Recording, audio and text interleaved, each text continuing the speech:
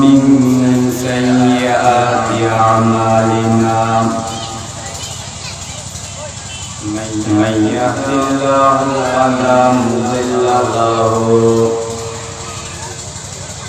ومن يضلله فلا هادي له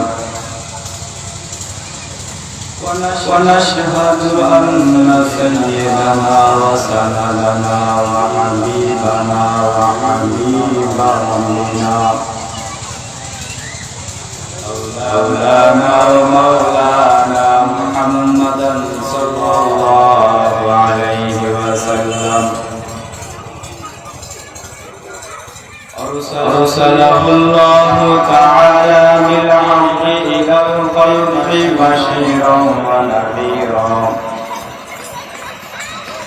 وداعيا إلى الله بإذنه وسراجا منيرا أما بعد فقد قال الله تبارك وتعالى كيف تكفرون بالله وكنتم أمواتا فأحياكم وعن سهل بن سعد رضي الله تعالى عنه قال رسول الله صلى الله عليه وسلم أتاني جبريل فقال يا محمد عش ما شئت فإنك ميت واحبب من شئت فإنك مفارقه واعمل ما شئت فإنك مجزئ به واعلم أن شرط المؤمن قيامه بالليل واستغناؤه عن الناس. فقال النبي عليه الصلاة والسلام إنما بعثت لأتمم مكارم الأخلاق. صدق الله المولانا العظيم وصدق رسوله النبي الكريم ونحن على ذلك لمن الشاهدين والشاكرين والذاكرين والحمد لله رب العالمين. अंदाज़ माया गर्जे बहुत शौक नहीं है,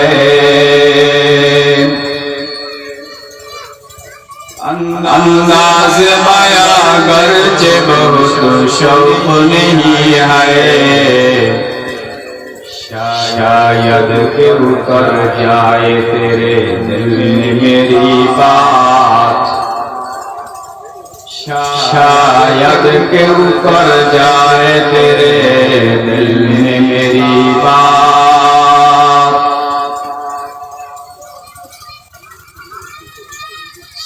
سبحانك لا علم لنا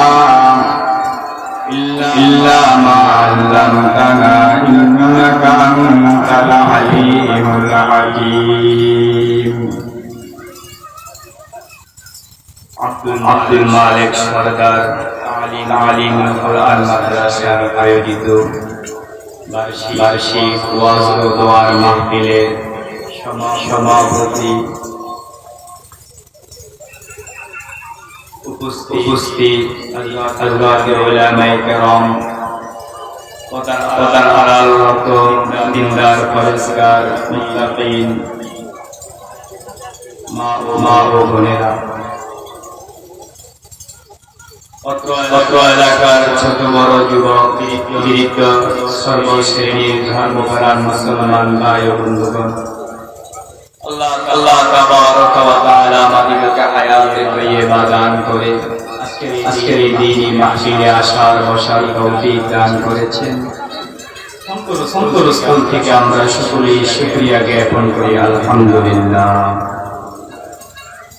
আমি অত্র অঞ্চলের সকল ধর্ম প্রাণ মুসলমান ভাইদের আকুল আবেদন করব, আমরা আজকের জন্য আমাদের হাতের সকল কাজগুলো পেতে রেখে একমাত্র আল্লাহ তাবারক ওয়া তাআলাকে সন্তুষ্ট করার লক্ষ্যে পরকালের পুঁজি ব্যবস্থা করার উদ্দেশ্যে সকলেই আমরা প্যান্ডেলে চলে আসবো।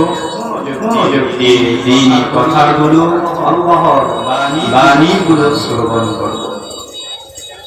আপনাদের কাছে আমি অত্র মাদ্রাসার ব্যাপারে একটু কথা বলবো অল্প। তারপর প্রিয় নবী মুহাম্মদ রাসূলুল্লাহ সাল্লাল্লাহু আলাইহি ওয়াসাল্লামের হাদিস বার্তা থেকে যে বার্তাটি পাঠ করেছি সেটার মর্ম সংক্ষিপ্ত বুঝিয়ে বিদায় নেব। ওমা তাওফীকি ইল্লা বিল্লাহ। বর্তমান সময়ে একটু লক্ষ্য করে দেখুন, খ্রিস্টানরা, ইহুদিরা, হিন্দুবাদীরা, নাস্তিকেরা মুসলমান সন্তানের যুবক শ্রেণীর মধ্যে তাদের কালচার পরিপূর্ণভাবে ঢুকিয়ে দিয়েছে। আপনি দেখবেন 15 থেকে নিয়ে 30 বছর পর্যন্ত যত যুবক রয়েছে অধিকাংশই ইয়াহুদ নাসারাদের চাল চলন বেশভূষা গ্রহণ করিত। এটা কোনো মুসলমানের কাম্য নয়। কারণ মুহাম্মদুর রাসূলুল্লাহ সাল্লাল্লাহু আলাইহি ওয়াসাল্লাম বলেছেন, খালাকুল ইয়াহুদা ওয়ান নাসারা, ইয়াহুদ এবং নাসারাদের বিরোধিতা করো, মুখালিফাত করো। আমাদের প্রিয় নবীর বক্তব্য হলো মুখালিফাত করা, বিরোধিতা করা। আমরা সেটা না করে ইয়াহুদ নাসারাদের মুখালিফাত করতেছি, বেশভূষা গ্রহণ করতেছি। এই দিক থেকে ইহুদি নাসারা সাকসেস। এরপরে দেখুন আমাদের ঘরগুলা, অধিকাংশ ঘরেই পরিবেশটা হলো ইয়াহুদ নাসারাদের পরিবেশ। মুহাম্মদুর রাসূলুল্লাহ সাল্লাল্লাহু আলাইহি ওয়াসাল্লামের আদর্শ অনেক ঘরের মধ্যেই, সব ঘর নয়, অনেক বেশিরভাগ। এই দিকেও ইহুদি নাসারা সাকসেস।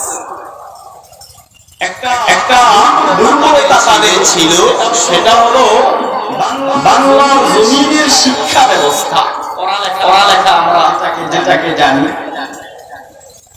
ছোটবেলা থেকে কচি কাঁচাদেরকে যে শিক্ষাটা দেওয়া হয়, এই শিক্ষাটার উপরে তারা খুবই ছিল হীন এবং একেবারেই কম, সংখ্যালঘু।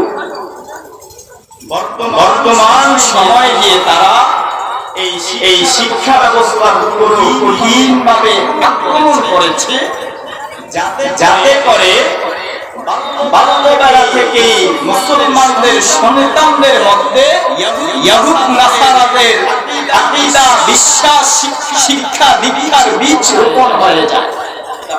বর্তমান তারা এজন্য আপনাদের কাছে, মা বোনদের কাছে দুহাত জোর করে আমার আবেদন হবে, ছোটবেলা সন্তানটাকে কোন প্রতিষ্ঠানে না দিয়ে দ্বীনি একটি প্রতিষ্ঠানে ভর্তি করে দিবেন, দ্বীনি প্রতিষ্ঠানে তার শিক্ষার ব্যবস্থা করবেন। যদি দ্বীনি পরিবেশ ছাড়া, প্রতিষ্ঠান ছাড়া অন্য কোনো প্রতিষ্ঠানে আপনি শিক্ষা গ্রহণ করতে যান, তো আপনার সন্তান শরীফার গল্প শিখে তার ভবিষ্যৎ ফসল হবে সে নাস্তিক আর বেঈমান।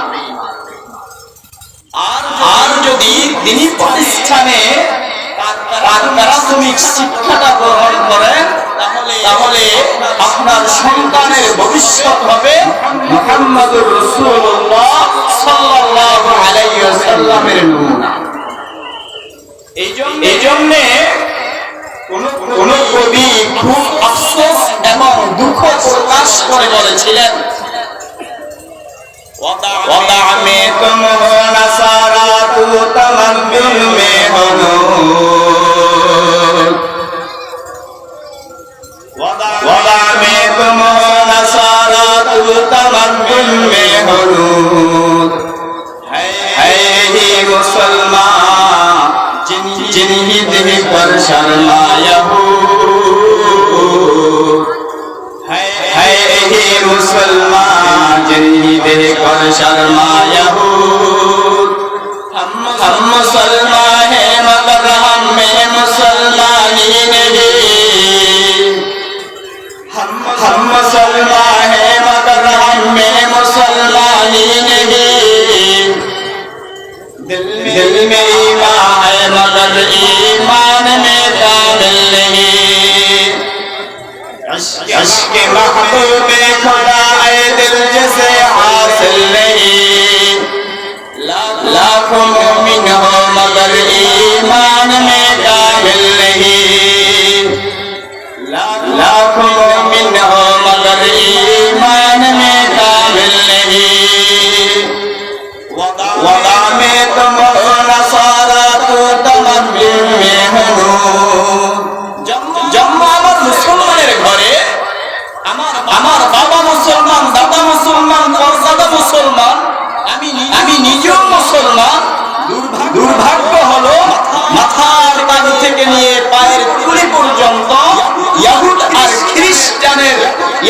আর খ্রিস্টানের বেশভূষায় নিমজ্জিত। এটা দুঃখ, এটা আফসোস। আমি মুসলমান, আমার বাবা মুসলমান, দাদা মুসলমান, কিন্তু দুঃখ হলো আমার এই হৃদয়ের মধ্যে আল্লাহর ইশক, মহব্বত আর ভালোবাসা নেই। এই জন্য মসজিদে যখন আজান দেয়, আজানের আওয়াজ শুনে শয়তান পলায়ন করে, ওই সাথে সাথে মুসলমানের সন্তানেরা মসজিদ থেকে দূরে চলে যায়। কেন? দিলের মধ্যে আল্লাহর ভালোবাসা, ইসলামের ভালোবাসা, ঈমানের ভালোবাসা প্রবেশ করে না। এখন বলবেন বাল্যবেলাতে কেন তাদেরকে মাদ্রাসায় দেওয়ার কথা বললেন? প্রাথমিক শিক্ষার প্রারম্ভিকা সূচনা কেন তার দ্বীনের কথা বললেন?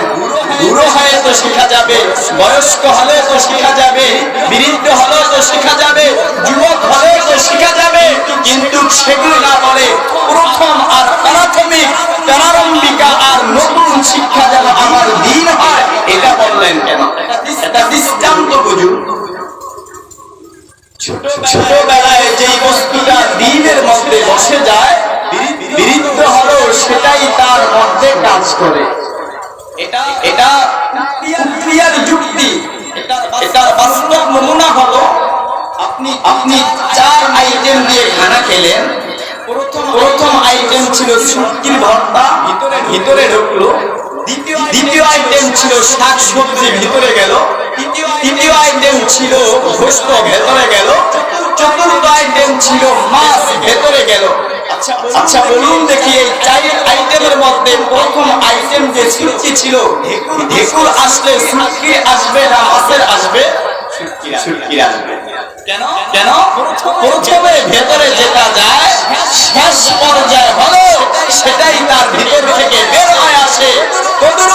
মুসলমানের সন্তান প্রথম যেই কালিমা তার হৃদয়ে ঢুকবে, প্রথম যেই কালিমা তার কানে ঢুকবে, প্রথম যেই কালিমা তার দিমাগে ঢুকবে, প্রথম যেই শিক্ষা তার কালিমা হবে, মৃত্যু পর্যন্ত সে ওটার উপরেই থাকবে।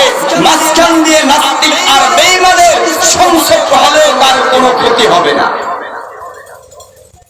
এজন্য আমাদের সন্তানগুলোর ব্যাপারে, সন্তান মা বাবা প্রেমিক হওয়ার জন্য, সন্তান জনগণ প্রেমিক হওয়ার জন্য, সন্তান ভালো সন্তান হওয়ার জন্য, সন্তান সুশিক্ষিত সন্তান হওয়ার জন্য প্রথম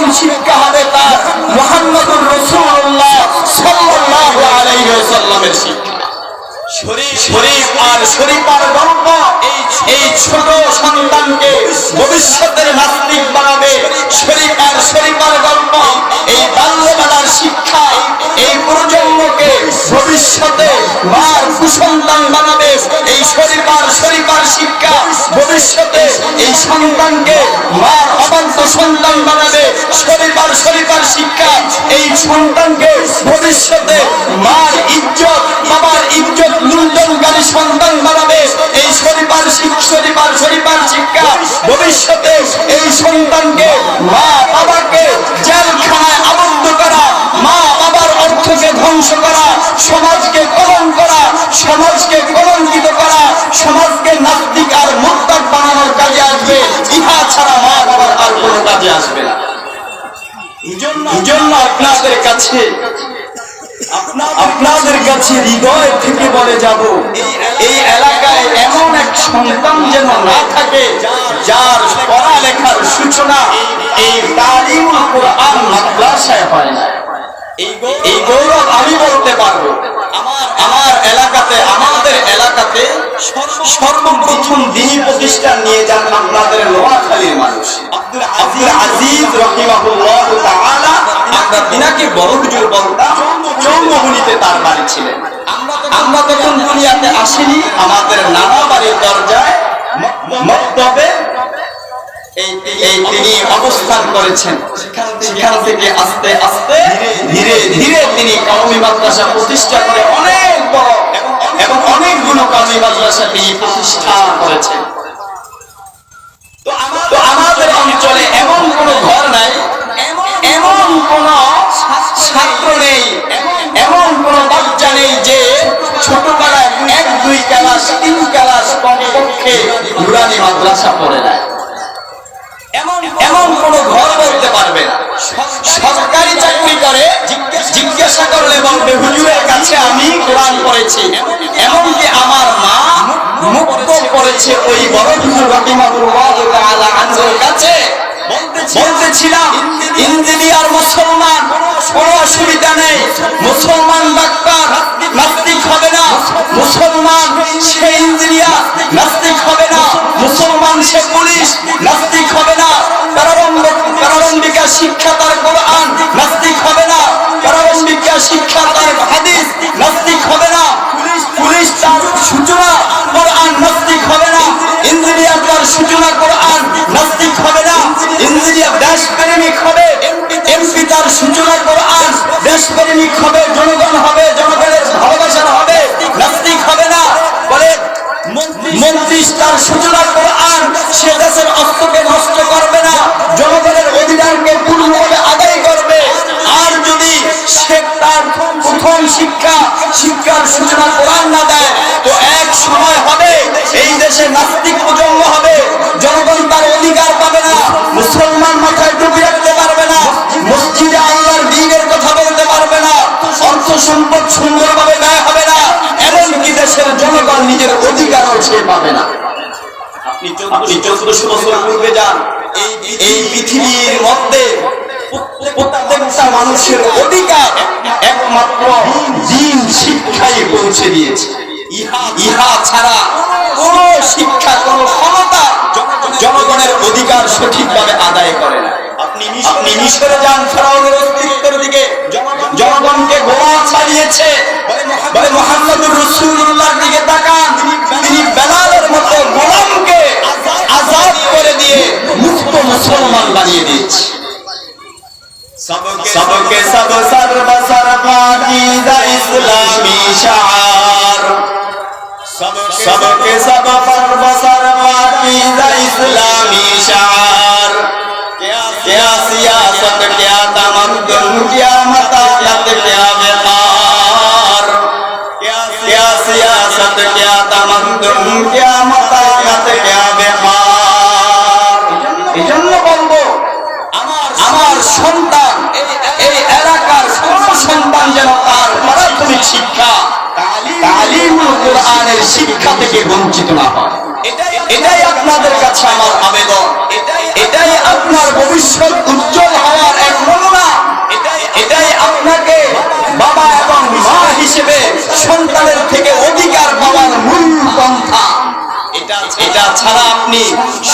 জীবনকে যদি বিকল্প পথ গ্রহণ করা, তো আপনার দায় বড় হয়ে যাবে ওই বৃদ্ধাশ্রমে, আপনার দায় বড় হয়ে যাবে অন্যের ঘরে। সন্তানের থেকে আপনি মা বাবার অধিকার পাবেন না। সর্বশেষ একটা হাদিস আপনাদের সামনে যে পেশ করেছিলাম, মুহাম্মদুর রাসূলুল্লাহ সাল্লাল্লাহু আলাইহি ওয়াসাল্লাম বলেন, জিবরাইল আমার কাছে এসেছে। রাসূলের 3 সাহাবী হাদিস রওয়ায়াত করেছেন। মাজমাউল যাওয়াইদ নামক কিতাবের মধ্যে এসেছে, সাহাল ইবনে সাআদ, জাবির ইবনে আব্দুল্লাহ, আব্দুল্লাহ ইবনে আব্বাস রাদিয়াল্লাহু তাআলা আনহুম, এই 3 সাহাবী বলেন, আল্লাহ রাসূল সাল্লাল্লাহু আলাইহি ওয়াসাল্লাম বলেছেন, আমাদের কান শুনেছে রাসূল কি বলেন। মুহাম্মদুর রাসূলুল্লাহ সাল্লাল্লাহু আলাইহি ওয়াসাল্লাম বলেন, আতানি জিবরাইল ফাকালা ইয়া মুহাম্মদ, জিবরাইল আমার কাছে এসে বলে, মুহাম্মদ, মুহাম্মদ, মুহাম্মদকে বলতেছে, মানে মুহাম্মদের মাধ্যমে মুহাম্মদের আগত কিয়ামত পর্যন্ত সকল উম্মতকে বলে দিচ্ছে। কি বলল জিবরাইল? ইসমা শিতা ফা ইন্নাকা মাইয়িতুন, মুহাম্মদ যত ইচ্ছা দুনিয়াতে থেকে যাও, একদিন তোমার মৃত্যু হবে। কি বলেন এই কথার ভিতরে কোনো সন্দেহ আছে? 100% নির্ভেজাল গ্যারান্টি যুক্ত কথা। মুহাম্মদকে জিবরাইল বলতেছে, ইসমা শিতা ফা ইন্নাকা মাইয়িতুন, যা ইচ্ছা থেকে যাও, তুমি একদিন মৃত্যুবরণ করবে। আমরা মুসলমান, এটা আমাদের নিশ্চিত কথা। 2 নম্বর বলেন, বিমান শিতা ফা ইন্নাকা মুফারিকুহু, যাকে ইচ্ছে ভালোবাসতে পারো, আল্লাহকেও বাসতে পারো, আল্লাহ দ্রোহীকেও বাসতে পারো। একদিন না একদিন তোমার এমন এসেই যাবে, ফা ইন্নাকা মুফারিকুহু, এই ভালোবাসা বিচ্ছেদ হয়ে যাবে। তোমার সাথে আর সেই ভালোবাসা থাকবে না, বন্ধন কেটে যাবে। 3 নম্বর রাসূল সাল্লাল্লাহু আলাইহি ওয়াসাল্লামকে জিবরাইল বলেন, মুহাম্মদ ওয়া'মাল মা শি'তা ফা ইন্নাকা মুজজিউন বিহি, যা ইচ্ছে করো, ভালো করতে পারো, মন্দ করতে পারো, রাসূলের আদর্শ গ্রহণ করতে পারো, নাস্তিকদের আদর্শ গ্রহণ করতে পারো, এটা তোমার মধ্যে স্বাভাবিক একটা ক্ষমতা আল্লাহ দিয়ে দিয়েছে। রাসূলের আনুগত্য করতে পারো, অন্যথায় নাস্তিকের আনুগত্য করতে পারো। মুহাম্মদ আল্লাহকে মানতে পারো, অথবা কুফরিকে গ্রহণ করতে পারো। উম্মতে মুহাম্মদকে মানতে পারো, না কুফরিকে মানতে পারো, খ্রিস্টানকে মানতে পারো, ইহুদকে মানতে পারো, কোনো অসুবিধা নাই। স্বাভাবিক তোমার ভিতরে আল্লাহ একটা ক্ষমতা দিয়েছে। সর্বশেষ ফা ইন্নাকা মুজজিউন বিহি, তোমার এই আমলের প্রতিদান তুমি পেয়ে যাবে। দুনিয়া থেকে চলে যাব চিরস্থায়ী, দুনিয়ার ভালোবাসা ত্যাগ করব চিরস্থায়ী ভাবে, যা করেছি তার প্রতিদান পাবো চিরস্থায়ী ভাবে। এই জন্য সর্বশেষ একখানা কথা বলে যায়, দুনিয়া থেকে তো যাব আর যাব, তো এমন একটা কাজ করে যায়, যেই কাজ করে আমি পরকালে কোথায় যাব সেটা দুনিয়া থেকেই দেখে যায়। আল্লাহ রাসূল সাল্লাল্লাহু আলাইহি ওয়াসাল্লাম বলেন, আমার উম্মত যে একটা আমল করবে, তো দুনিয়া থেকে বিদায় নেওয়ার আগে পরকাল যে আল্লাহ তাআলা তার জন্য জান্নাত ঠিকানা রেখেছে, ওই জান্নাত দুনিয়াতে সে দেখেই যাবে। মৃত্যুর আগে জান্নাত দেখে তারপরে সে মৃত্যুবরণ করবে। মাওলানা নবী আলাইহিস সালাতু ওয়াস সালাম, من قرأ قل هو الله أحد 1000 مرة لا يموت حتى يرى الجنة أو تراه। নবী বলেন, আমার উম্মত যে কুল হুয়াল্লাহ সূরা 1000 বার পাঠ করবে, পর্দার আড়ালে মারা অনেক সময় আমার হাতে আছে, আপনার হাতে আছে।